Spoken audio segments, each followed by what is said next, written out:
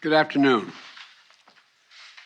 I want to begin by thanking President Zelensky for his passionate message this morning. I listened to it in the private residence, and he was convincing and significant speech. He speaks for a people who have shown remarkable courage and strength in the face of brutal aggression. Courage and strength that's inspired not only the Ukrainians, but the entire world. Putin is inflicting appalling devastation and horror on Ukraine, bombing apartment buildings, maternity wards, hospitals. I mean, it's god-awful. I was speaking about this with our commander behind me here, General Milley. I mean, it just is amazing. Yesterday, we saw reports that Russian forces were holding hundreds of doctors and patients hostage in the largest hospital in Mariupol. These are atrocities. They're an outrage to the world. And the world is united in our support for Ukraine and our determination to make Putin pay a very heavy price. America is leading this effort, together with our allies and partners, providing enormous levels of security and humanitarian assistance that we're adding to today, and we're going to continue to do more in the days and weeks ahead. We're crippling Putin's economy with punishing sanctions that's going to only grow more painful over time, with the entire NATO and EU behind us and many other countries.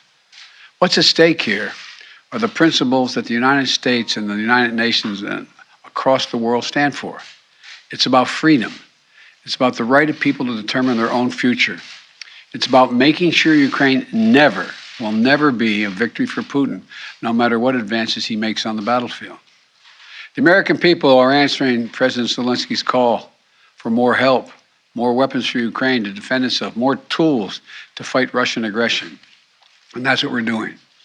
In fact, we started our assistance to Ukraine before this war began, as they started to do exercises along the Ukrainian border of the Russians, starting in March of last year. We took the threat of Putin invading very seriously, and we acted on it. We sent Ukraine more security assistance last year, $650 million in weapons, including anti-air and anti-armor equipment, before the invasion, more than we had ever provided before. So when the invasion began, they already had in their hands the kinds of weapons they needed to counter Russian advances. And once the war started, we immediately rushed $350 million in additional aid to further address their needs. Hundreds of anti-air systems, thousands of anti-tank weapons, transport helicopters, armed patrol boats, and other high-mobility vehicles, radar systems that help track incoming artillery and unmanned drones, secure communications equipment and tactical gear, satellite imagery and analysis capacity. And it's clearly helped Ukraine inflict dramatic losses on Russian forces. On Saturday, my administration authorized another $200 million to keep a steady flow of weapons and ammunition moving to Ukraine. Now I'm once again using my presidential authority to activate an additional security assistance to continue to help Ukraine fend off Russia's assault, an additional $800 million in assistance. That brings the total of new U.S. security assistance to Ukraine to $1 billion just this week. These are direct transfers of equipment from our Department of Defense to the Ukrainian military to help them as they fight against this invasion. And I thank the Congress for appropriating these funds. This new package on its own is going to provide unprecedented assistance to Ukraine. It includes 800 anti-aircraft systems to make sure the Ukrainian military can continue to stop the planes and helicopters that have been attacking their people and to defend their Ukrainian airspace. And at the request of President Zelensky, we have identified and are helping Ukraine acquire additional longer-range anti-aircraft systems and the munitions for those systems. Our new assistance package also includes 9,000 anti-armor systems. These are portable, high accuracy shoulder-mounted missiles that the Ukrainian forces have been using with great effect to destroy invading tanks and armored vehicles. It'll include 7,000 small arms, machine guns, shotguns, grenade launchers to equip the Ukrainians, including the brave women and men who are defending their cities as civilians, and they're on the countryside as well. and as well as the ammunition, artillery, and mortar rounds to go with small arms, 20 million rounds in total, 20 million rounds. And this will include drones, which demonstrates our commitment to sending our most cutting-edge systems to Ukraine for its defense. And we're not doing this alone. Our allies and partners have stepped up to provide significant shipments of security assistance and will continue to help facilitate these deliveries as well. The United States and our allies and partners are fully committed to surging weapons of assistance to the Ukrainians. And more will be coming as we source additional stocks of equipment that we're ready to transfer. Now I want to be honest with you. This could be a long and difficult battle, but the American people will be steadfast in our support of the people of Ukraine in the face of Putin's immoral, unethical attacks on civilian populations. We are united in our abhorrence of Putin's depraved onslaught, and we're going to continue to have their backs as they fight for their freedom, their democracy, their very survival.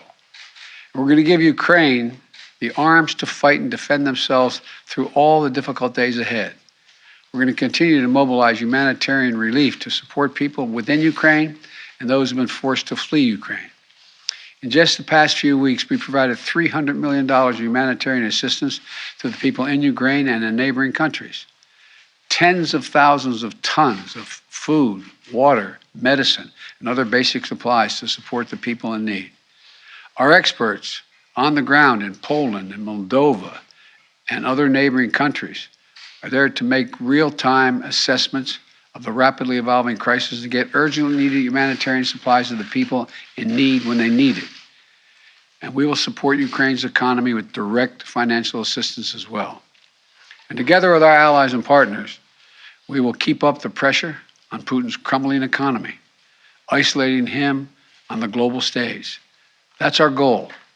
Make Putin pay the price, weaken his position, while strengthening the hand of the Ukrainians on the battlefield and at the negotiating table. Together with our allies and partners, we're going to stay the course, and we'll do everything we can to push for and end this tragic, unnecessary war. This is a struggle that pits the appetites of an autocrat against humankind's desire to be free. And let there be no doubt, no uncertainty, no question. America stands with the forces of freedom. We always have and we always will.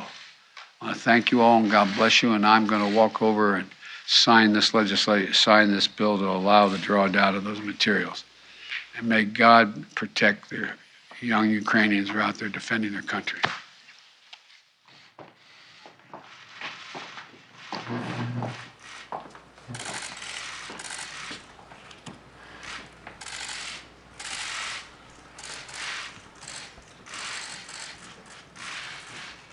What I'm signing here is the delegation authority under Section 506A1 of the Foreign Assistance Act of 1961, translated into plain English, a total of $800 million in defense articles.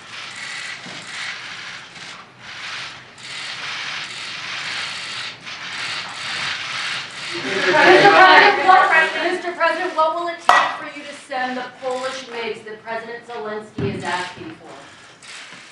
I'm not going to comment on that right now. I'm not going to comment on anything other than what I told you to say. Thank you. Well, Mr. President, He's a war criminal, sir. Mr. President, are you going to go to Poland?